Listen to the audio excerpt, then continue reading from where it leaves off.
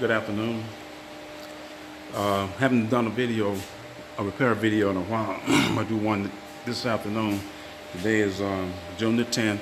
It's probably about 5 in the afternoon. Um, it's on how to check and add transmission fluid to your 2010 Nissan Altima. If you're doing the 10, the 9, the 8, the 11, the 12 Autumn, it's the same process. Boy, it's hot out here. A couple of things before I start.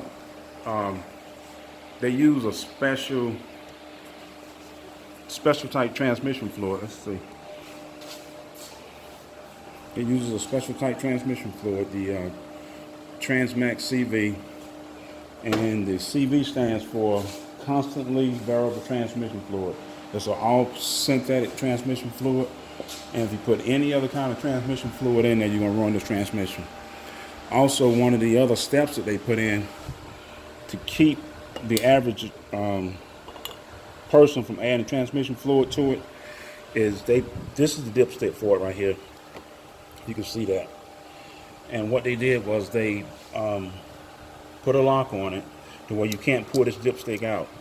Now, the way you get that dipstick out of there is you have to have a screwdriver. You take the screwdriver right here and you push down in the release slot, push it as far in as you can go, and then pull back on it. Once you pull back on it, it's going to undo the tab, the locking tab. You may have to move this air intake piece out of the way, but once you pull back on it, it's going to release the locking tab. So while you're holding it back, pull up on the dipstick with the other hand. So watch this. I push in on it, push back on it, and pull, and it unlocks. Pretty easy. The tab is located just inside of here,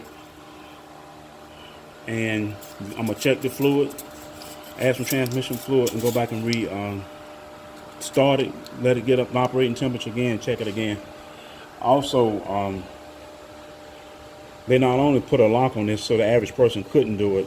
At one time, this fluid right here was only sold by the dealer. Now you can find it at AutoZone. Here's a sticker right here that tells you what kind of fluid to add. Only add this kind of fluid right here.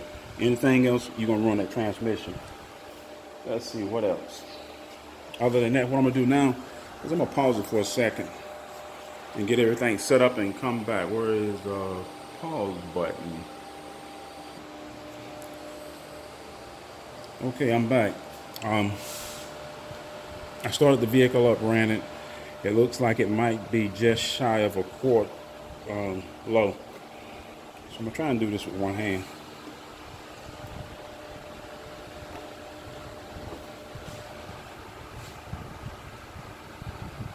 Don't forget, this is a fully synthetic transmission fluid, and that is all you're supposed to use in there. And what else?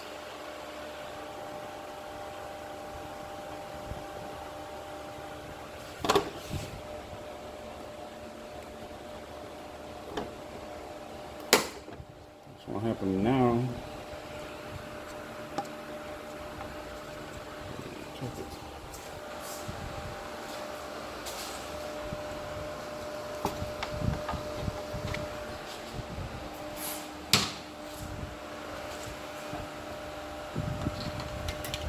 And the transmission fluid, and I know most of you already know this, is checked while the vehicle is being ran.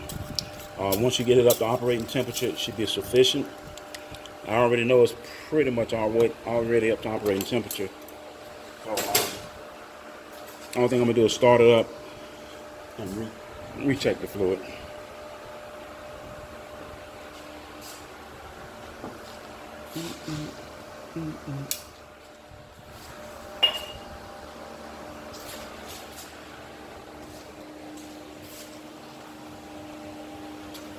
Probably key.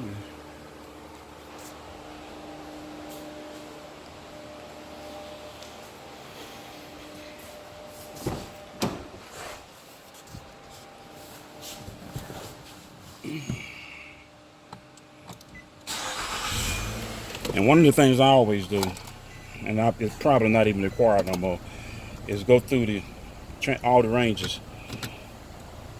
Put my foot on my brake, I go reverse, neutral, drive, high, low, back down the drive, back to park, leave it running, and we're going to check the fluid.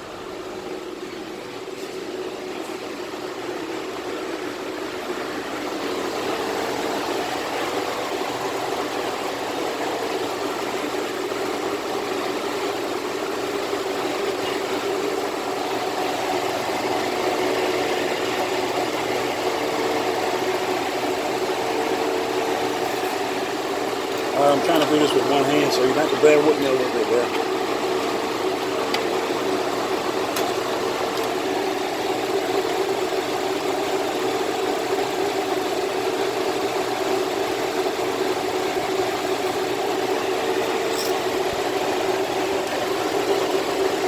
You may not be able to see it, but I can actually see what's on the dipstick. And it's right up on the second notch. It should be good.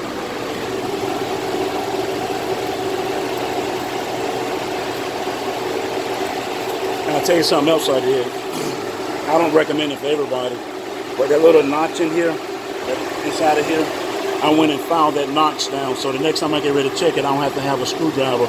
I just put it straight out and go ahead on and check it. And make sure you seat it back in, and that's pretty much it.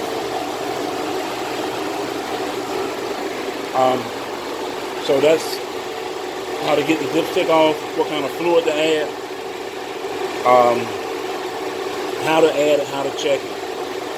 And other than that, if you like it, hit the like button on my page. You can subscribe on YouTube to follow, and every so often I'll be posting repair videos. And that's a wrap. Enjoy your day. Peace.